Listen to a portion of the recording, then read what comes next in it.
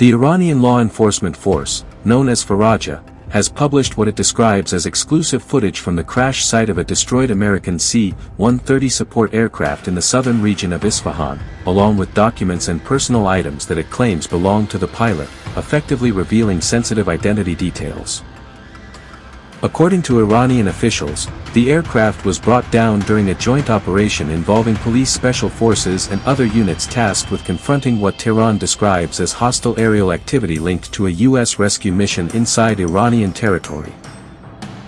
Local and Iranian media reports have also claimed that multiple U.S. aerial assets, including C-130 aircraft and helicopters, were destroyed during the same operation, although there has been no independent confirmation from U.S. authorities regarding these claims. The released footage reportedly shows debris scattered across the desert terrain along with what Iranian sources describe as pilot documents and operational materials, with claims that the pilot was a woman, a detail now being highlighted as part of Tehran's narrative.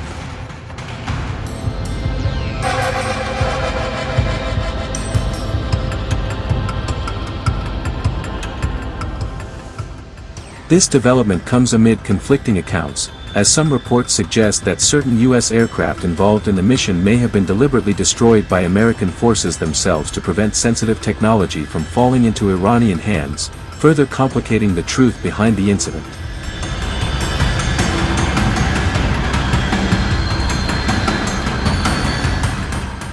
By publicizing these alleged identity details, Iranian authorities appear to be sending a strong strategic message about their reach and intelligence capabilities, while also escalating the psychological dimension of the conflict.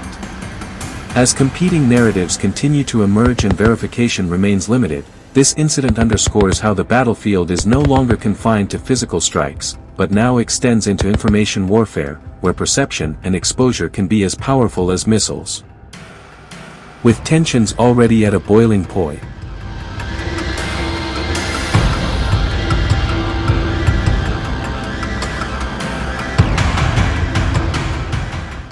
in a major escalatory strike, the Iranian IRGC launched a big attack on U.S. military, wounding over a dozen soldiers. According to reports, 15 American troops were injured in Kuwait, while the strike also reportedly destroyed critical U.S. military infrastructure, signaling a dangerous shift from proxy confrontations to direct, sustained attacks on American forces in one of the world's most volatile regions. According to CBS News, at least 15 American soldiers were wounded in a drone attack on Ali al-Salem Air Base in Kuwait, a critical hub for U.S. military operations located just 37 kilometers from the Iraqi border. Citing two American officials, CBS News reports that most of the injured personnel sustained light wounds and have already returned to duty. But the strike highlights the increasing frequency and precision of attacks targeting key U.S. installations across the Gulf. This development comes as U.S. Central Command confirms that a total of 373 American service members have been wounded since the beginning of the Iran operation, with approximately 330 returning to duty, while several remain in serious condition, reflecting the sustained human cost of the conflict.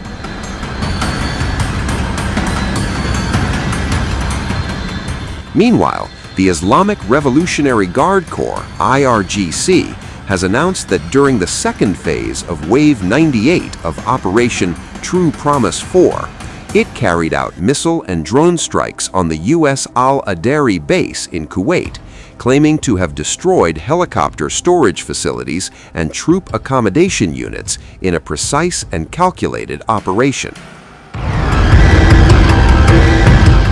At the same time, U.S. command and control centers at Victoria Base in Baghdad were targeted by Iraqi resistance forces, indicating a synchronized regional campaign aimed at disrupting American military coordination and operational capabilities.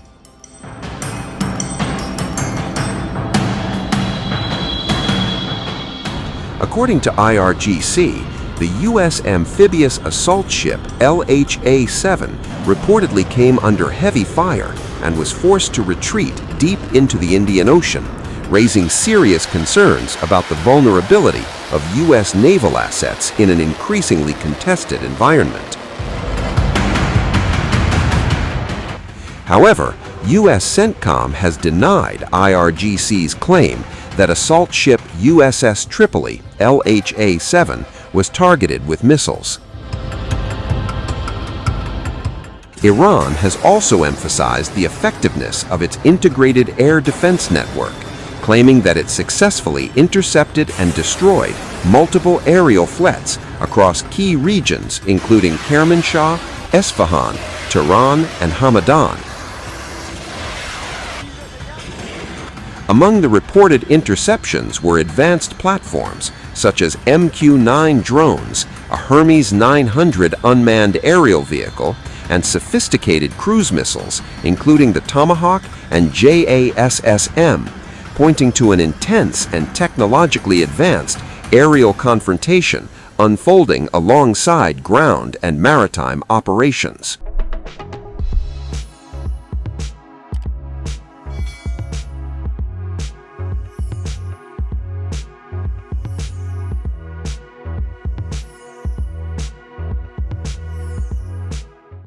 News never stops. The world keeps turning, and every turn tells a story.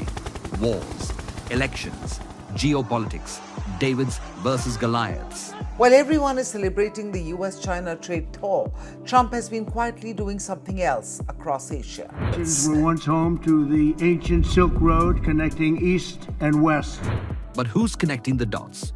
Who's decoding the global storm? Welcome to Times of India videos. You're watching a special edition of Global Pulse with me, Neha Khanna. בהנחיה שלי ושל שר הביטחון ישראל כץ. Durante este año, We decode the shifting grains of geopolitics to you. From Washington to Wuhan. Встановлені домовленості і сьогодні підписуються. Everything, everywhere, all at once. Just 2 years ago, Canada was one of the most popular countries for Indian students.